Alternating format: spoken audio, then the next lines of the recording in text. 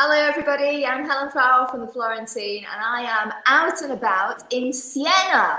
It's wonderful to be out in the actual Tuscan countryside again and exploring, and I'm here with Cristiano Brizzi.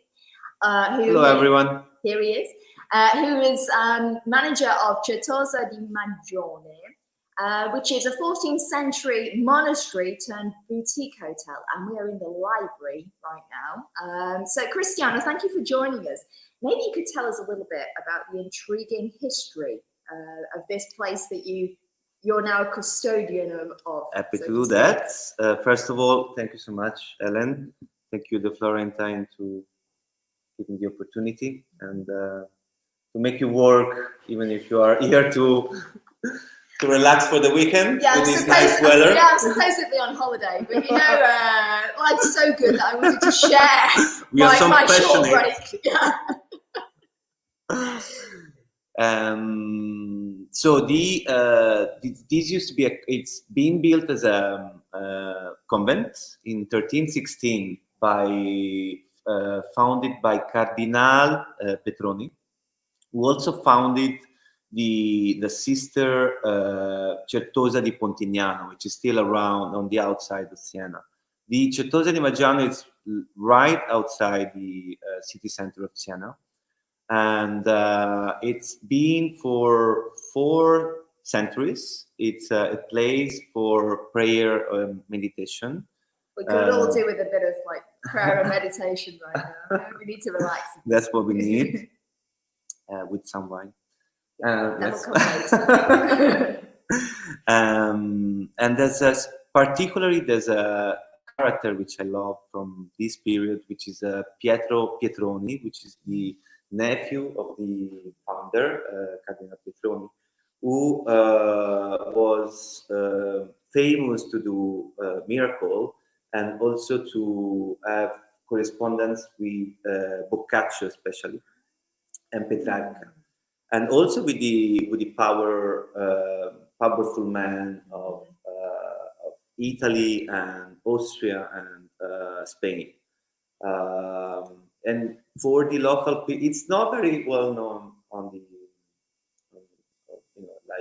internationally or in Italy, but it's for the people from Siena, for the local, it's very important.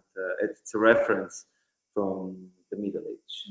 After the closure of the convent, which happened after the French Revolution, it became popular houses, and declared the closure was declared by was it the Grand Duke Leopoldo? Those Medici.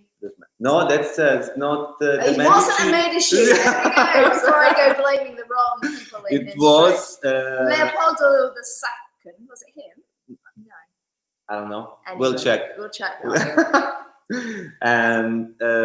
But yes, it became like popular houses until 1969, when it was bought by a family, an important family from Siena, the Grossi Ricordati, who renovated the convent and gave to the convent a very pop and eclectic twist, thanks to the architect and scenographer Renzo Mongiardino, which is renowned and very famous to renovated the houses of the most important nobles and people in Italy. He was based in Milan, and we'll show you later on some pictures.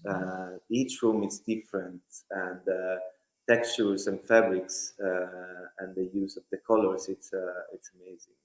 It's beautiful, and the texture as well is quite phenomenal in some of these rooms. It's like fabrics on the walls. It's something that from my experience at in hotels, I've never seen something similar. And this is where came the idea to convert it into a boutique hotel. But before our management, after we are still on the Grossi Ricordati family who bought the property, and Mr. Grossi was the rector of the university in Siena, and so part of the convent was their house, the family house, and the other side was 14 rooms for his guests who come to visit.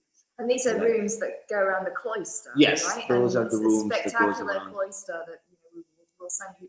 We'll show some photos on the Florentine later. It's quite phenomenal because it's a cloister that goes around the actual church, which is still active. We select it, and we do the service on Sunday. Last Sunday we did it outside due to the coronavirus and for the distancing. We had it outside in the cloister, and it was beautiful. And then the family converted it into a relation shop. I believe it became the first relation shop in Tuscany, and it was like the place for the international jet set to come here and relax. Guests like people like Armani, Bulgari, Naomi Campbell, Mick Jagger used to come here just to like escape from the daily grinds. Yes. I mean, this place has seen some stories. Then I mean, it's you kind of feel there's something very magical about it, as if like you are very much living a piece of history, which is quite phenomenal. But, it is. It's more modern history as well. Then with people back when it was first made into a hotel. It's you can feel the 60s, 70s, but also the serenity and the tranquility that's I mean you can feel it for that the centuries of the of a place of meditation and prayer. I don't know, you can feel it, you can trust it or not, but if you sit down in the cloister in the evening or like in the morning, you can really feel your vibe going down and relaxing.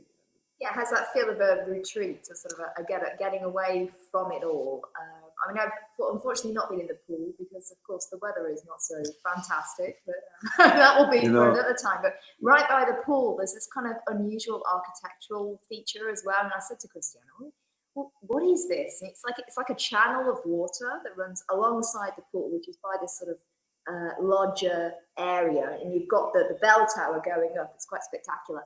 Anyway, Cristiano said to me, no, Helen, I mean, you can dive in if you want to, but actually it's not really meant for humans. It was meant for fish. What are you talking about? Do you want to explain what that was for, this channel of water? It's unusual. It's basically the monks kept the fish and then they will eat it. Together with the vegetable garden and the botanical herbs. They had everything inside the convent. Before the convent was, I mean, the property was much bigger. And there was a part dedicated to the vineyard, olive groves, vegetable garden, botanical gardens, and there's, how do you say, the Selva di Caccia? Oh, a hunting reserve. Yes. Yeah. Okay. And the walls, I mean, you can still see these walls. We went out for a walk earlier, and they extend a long way, the walls around the actual property. And then up, there's, I believe you saw it, there's this like small medieval chapel. Yeah. And the view you have it's the beginning of the Valdorcia. I mean, that's we walked as far as the view. Suddenly, there's all these sort of beautiful villas dotted around, and suddenly, out of nowhere, it just becomes the Valdorcia. So you've got that sort of, that curvaceous feel. You've got the rows of cypress trees and that sort of beauty that the Valdorcia brings with it. And then you turn back and you realise you can see Siena, this beautiful skyline of Siena. You see Torre del Mangia.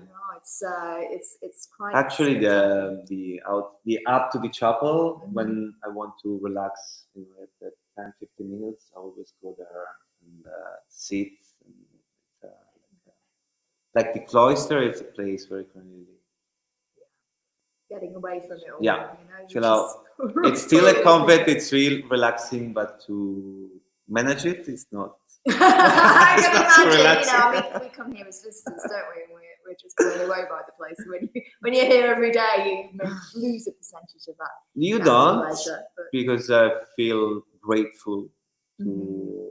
to have this job, but it's a beautiful place, but it's a big property, and There's a lot to do. there's a lot.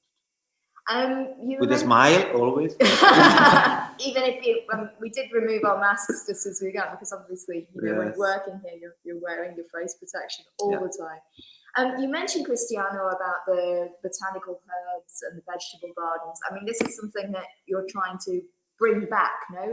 With the restaurant that that's open here on the property. Yeah, me personally, I come from a family with how do you say macrobiotic or Macrobiotic. macrobiotica? You know, my dad primarily was gave us, you know, that teach us to eat properly vegetables and to use like natural medicines. And so when I saw the history of the place, and I thought that it would be a great idea to take and just to do what the convent, the monks used to do, like cultivating the botanical herbs and to have a vegetable garden. So we have Orto dei Semplici, which is a mix of botanical herbs, which we use for the preparation of the dishes, and we do tisane, as you say. Oh, herbal teas. Herbal teas. And the vegetable garden, instead, it's how do you say, synergetic. Okay. So we put together vegetables, botanical herbs, and flowers who can help each other to grow without using any chemical fertilizers. And I always do this comparison, like the team we have, which is a very crazy team. It's like the vegetable garden, because we are all very different, coming from different background, but we are going together with the location. Me personally, I've never been a manager of a hotel, so it's my first experience. And also the new owners are now, they owned 3 hotels, but never. This is the first boutique hotel and historical. This is a monument, and we have to respect it. So in the botanical herbs and the garden will be used in the kitchen, which would be the menu we are creating. It's a very keep it simple. Yes. Not so many ingredients, but tasty. And also when you finish dinner and you wake up in the morning, feel just light. That's but my goal is to bring wellness with the experience the guest lives here. We don't have a spa, but I believe that if you, from the welcoming with a nice smile and of the guest, a nice room, and living the restaurant and the park, the pool, the walk you can do through the park, I think you can. It is incredibly restful, and I mean, I had a nice moment this morning. I woke up and I went to the window. I sneezed. To be honest, I'm okay. Don't worry. I sneezed, and where I'm sleeping, it's right over where the breakfast takes place. Not where the buffet is. It's fine. If it sneezes on the buffet, it's fine. That's inside. It's all protected. And this gentleman downstairs, he looked up. He was having his breakfast. He just said, "Salute!" And that, for me, just sort of like summed up this sort of very restful companionship in a way. You know, we're in this place, there are guests, and we're all respectful of one another's space, obviously, but there is this lovely sense of sharing this piece of history together. So that was a lovely way to wake up this morning when somebody you don't know, you know, blesses you in a monastery. So that was lovely. We've got people tuning in from Oregon. Hello there. Hi, Oregon. And Toronto. And we've got somebody saying how they love Italian history, and we can't argue with that. You know, there's so much to say. And Gail is enjoying Gail from Oregon is enjoying her ginger tea, and she eats locally grown organic food. Well, you know, this is maybe the place for you as soon as you can travel again. You know, international borders are hopefully set to open again on the 15th of June. The European borders have opened yesterday, the 3rd of June, no, a couple of days ago. So we're seeing a little bit of movement. You know, we're hoping to welcome people back to Tuscany to enjoy this land. And I, for one, as a Brit, have been very honoured and very proud to have experienced this lockdown here in Tuscany. It's been an incredible sense of unity. Cristiano, yes. We know one another, and I'm sure a lot of people are looking and saying, I know Cristiano. Yes, you probably do, because Cristiano, before he was here in Siena, was into theatre. Do you want to just talk about your past experience, why people are probably recognizing you? I've since 2014 we produced a theatre show called the Medici Dynasty Show, which has been on stage for 3.5 years, and we know each other since then. Which is we created this show to honor the character, this incredible woman, which is Anna Maria Luisa de' Medici, who gave all the Medici family treasures to the city of Florence, to the Florentines and foreigners, and the enjoyment of Florence. Yeah, and we thought that we wanted to give the importance that she had in history, and to make her live again in a theatre show. This wonderful adventure lasted for 4 years, and until 2017. Yeah, it was a wonderful time. I think a lot of the international community in Florence went to it several times, you know, because it was a great thing to take. You know, study abroad students in Florence often took their visiting parents there, or I know I took my mum and dad, and my mum says hello, by the way, Cristiano. She knew it. She's like, Cristiano, I remember Cristiano. So yeah, it was a great experience. It's been a great fulfillment for my soul and my heart, but not for my family, because theatre doesn't pay. But there is a sense of theatre in managing a hotel, right? I mean, we're sat here. Maybe I should move the computer a bit so people can see where we are.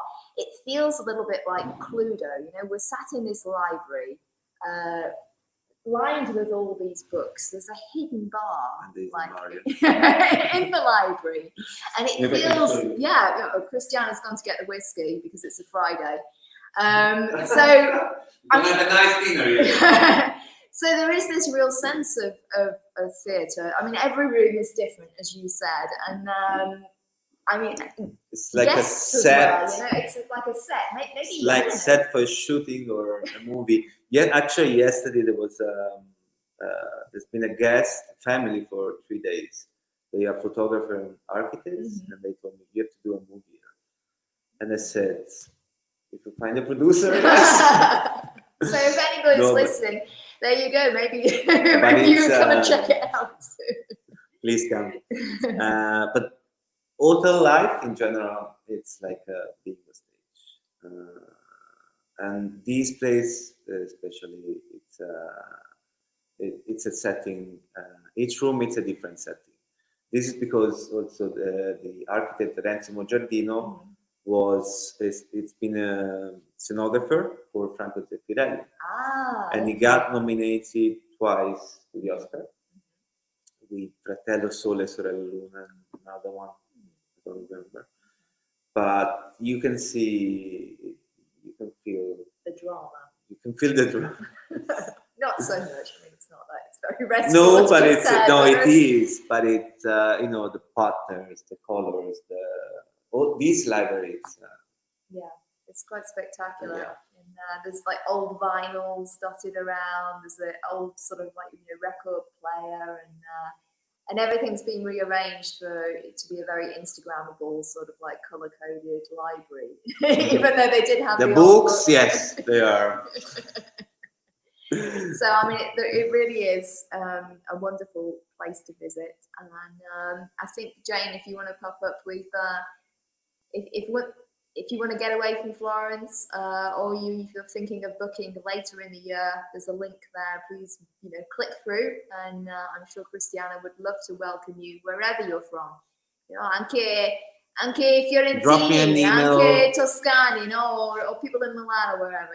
Tuscany's here, and it's a great Actually, place to last weekend, we had most of the guests all the guests were coming from Tuscany, both to the restaurant and the hotel. Yeah, I mean, this is a wonderful time to rediscover our own region, right? That people, me not because I'm not traveling at the moment, but people, you have this year will discover more Italy, and I think it's great because many times we tend to travel outside, and not only Italy.